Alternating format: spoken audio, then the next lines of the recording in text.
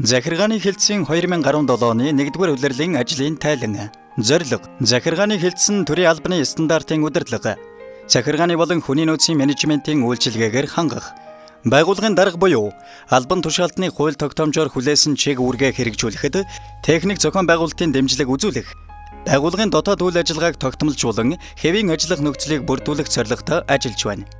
Бодлогын зорилтын хэрэгжилт болон тогтоол шийдвэрийн биелэлтийн талаар Монгол Улсын засгийн газрын 2016 оны 121-р тогтоолоор батлагдсан 2016 оноос 2020 оны үйл ажиллагааны хөтөлбөрт тусгагдсан 3 зорилтын хүрээх газрын чиглэлийн 18 арга хэмжээний хэрэгжилтэд хяналт тавин ажиллаж байгаа бөгөөд хөтөлбөрийг хэрэгжүүлэх арга хэмжээний төлөвлөгөөний гүйцэтгэлийг 2016 оны жилийн эцсийн байдлаар нийслэлийн засаг даргын тамгын газрын хяналт шинжилгээний үнэлгээний хэлтэст хүргүүллээ. Мөн хөтөлбөрийг хэрэгжүүлэх арга хэмжээний төлөвлөгөөнд нийслэлээс хэрэгжүүлэхээр тусгагдсан ажлуудын төлөвлөгөөнд санал хөргүүлж ажиллалаа. Нийслэлийн эдийн засаг нийгмийг 2017 онд хөгжүүлэх үндсэн чиглэлд ухаалаг төлөвлөлт, ил тод газрын харилцаа, мөн нийслэлийн санхүүгийн чадварыг нэмэгдүүлэх чиглэлээр манай байгууллагын хариуцсан хэрэгжүүлэх 15 ажил тусгагдсан бөгөөд төлөвлөгөөнд тусгагдсан ажлуудын хэрэгжилтэнд хяналт тавин ажиллаж байгаа төдийгүй хөрөнгө оруулалтын ажлуудын ажлын даалгаврыг бэлтгэн нийслэлийн худалдан авах ажиллагааны газарт хүргүүлсэн бөгөөд нийслэлийн худалдан авах ажиллагааны газраас ирүүлсэн зөвлөмжийн дагуу шалгарсан байгууллага хуулийн этгээдтэй ажил гүйцэтгүүлэх гэрээ байгуулан ажиллаж байна. Тайланд хугацаанд засгийн газрын тогтоол 2, засгийн газрын хуралдааны тэмдэглэл 4, нийслэлийн иргэдийн төлөөлөгчдийн хурлын тэргүүлэгчийн хурлын тогтоол 2, нийслэлийн засаг даргын захирамж 33, нийслэлийн удирдлагын зөвлөлийн хурлын тэмдэглэл 5 ирснийг тус бүртгэн холбогдох албан тушаалтанд шилжүүлэн хэрэгжилтэнд хяналт тавин ажиллаж байгаа бөгөөд байгууллагын 1, 2, 3 дугаар саруудын ажлын тайланг нэгтгэн холбогдох байгууллагад хүргүүлэн ажиллалаа. Нийслэлийн удирдах ажилтнуудын 6 удаагийн шуурхай зөвлөгөөн дээр 23 үүрэг даалгавар өгөгдсөнийг холбогдох хэлтэс албадад хариуцлан биелэлтийг нэгтгэн Улаанбаатар ЦГМ админ цахим сайтад цаг хугацаанд нь байршуулж гүйцэтгэлийг нийслэлийн засаг даргын тамгын газарт хүргүүлэн ажиллалаа. Төрийн албаны тухай хууль, холбогдох дүрм журмын хэрэгжилт болон хүний нөөцийн талаар Монгол Улсын засгийн газрын үйл ажиллагааны хөтөлбөр, үндсэн чиглэл, нийслэлийн засаг дарга бөгөөд Улаанбаатар хотын захирагчийн үйл ажиллагааны хөтөлбөр, нийслэлийн эдийн засаг, нийгмийг хөгжүүлэх үндсэн чиглэлийг хэрэгжүүлэх арга хэмжээний хүрээнд төсвийн ерөнхийлөн захирагчтай 2017 онд байгуулах үр дүнгийн гэрээний хавсралт болох байгууллагын үйл ажиллагааны төлөвлөгөөг боловсруулан батлууллаа. Төсвийн шууд захирагч, нэгжийн менежерүүдтэй байгуулах үр дүнгийн гэрээний төслийг Төрийн албаны зөвлөлийн 2012 оны 134-р тогтоолын дагуу боловсруулж, төсвийн шууд захирагч, нэгжийн дарга нартай үр дүнгийн гэрээ байгуулах ажлыг зохион байгууллаа. Ажилтан алба хаагчдын зэрэг дэвийг нэмэгдүүлэх болон шинээр олгуулах саналыг нийслэлийн засаг даргын тамгын газарт хүргүүлсэний дагуу нийслэлийн засаг даргын 2017 оны А171-р захирамжаар 28 алба хаагчийн зэрэг дэвийг нэмэгдүүлэх болон шинээр олгуулах асуудлуудыг тус шийдвэрлүүлж хэрэгжүүлэн ажиллаж байна. Монгол Улсын төрийн албаны зөвлөлийн 2004 оны 18 дугаар тогтоолын хавсралтаар батлагдсан төрийн албан хаагчийн хувийн хэрэг хөтлөх журмын дагуу байгууллагын ажилтан албан хаагчдын хувийн хэргийг хөтлөн баяжуулалтыг тогтмол хийхийн зэрэгцээ төрийн албан хаагчийн хувийн хэргийг шинээр захиалан хэвлүүллээ. Төрийн албаны ёс зүйн хэм хэмжээг сахиж, цаг ашиглалтыг мөрдөн ажиллахад хяналт тавин ажиллаж, эмнэлгийн чөлөөтэй 6, захиргааны чөлөөтэй 9 ажилтны бүртгэлийг зохих журмын дагуу хөтлөн ажиллаж байна. Албан хаагчдын ажил үүргийн хуваарийг оновчтой хуваарлах, ажлын хариуцлагыг тодорхой болгох үүднээс ажлын байрны тодорхойлолтуудыг шинжилэн ажиллалаа. Тайлангийн хугацаанд нийслэлийн газрын албаны хүний нөөцтэй холбогдлолтой 55 тушаал батлагдсан байна.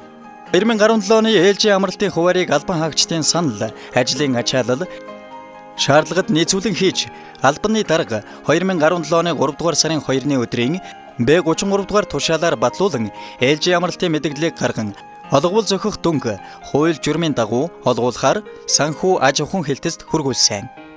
Мөн албан хаагчдын ажилласан жил, хүйс, зэрэг дэв, шагнал урамшууллын талаарх дэлгэрэнгүй судалгаа гарган байгууллагын удирдлагуудад танилцууллаа.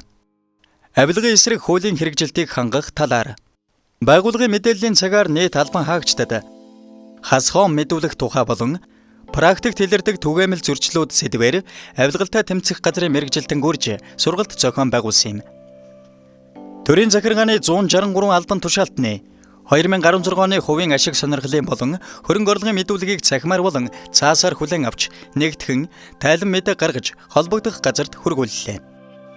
Хууль хяналтын байгууллагуудад төлөөлөл хэрэгжүүлэх болон хууль эрх зүйн дэмжлэг үзүүлэх. Нэгдүгээр улирлын байдлаар нийслэлдэх захиргааны хэргийн анхан шатны шүүх болон захиргааны хэргийн давж заалдах шатны шүүх. Улсын дээд шүүхийн захиргааны хэргийн хяналтын шатны шүүхэд нийслэлийн засаг даргын захирамж болон нийслэлийн газрын албаны үйл ажиллагаатай холбоотой гаргасан нэхэмжлэлтэй давхардсан тоогоор 312 шүүх хуралд итгэмжлэгдсэн төлөөлөгчөөр оролцсон байна.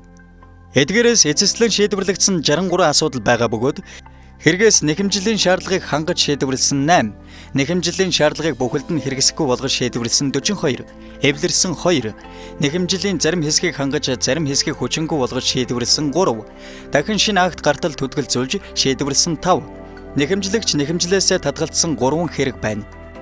Мөн газар эзэмших эрхийн гэрчлэгийг хүчингүй болгож нөхөн олгох тухай нийслэлийн газрын албаны даргын тушаалын төслийг боловсруулан батлуулж байгаа бөгөөд тайлант хугацаанд нийт 5 удаагийн тушаалаар 104 иргэн аж ахуйн нэгжийн өргөдүүлсэн гэрчлэгийг хүчингүй болгон гэрчлэгийг нөхөн олгох боломжийг бүрдүүлж өглөө. Хэвлэл мэдээлэл олон нийттэй харилцах ажлын талаар. Нийслэлийн газрын албаны үйл ажиллагаатай холбоотой мэдээлэл буюу газар чөлөөлөх ажил, газар өмчлөлийн байдал, төв зарга хэмжээ, газар эзэмших, ашиглах эрх, цаашид хийгдэх ажлуудын талаарх мэдээлэл, ярилцлага, тодруулгыг өдөр тутмын 5 сонин, радиогийн 1 нэвтрүүлэг, 9 телевизээр дамжуулан олон нийтэд хүргэн ажиллалаа.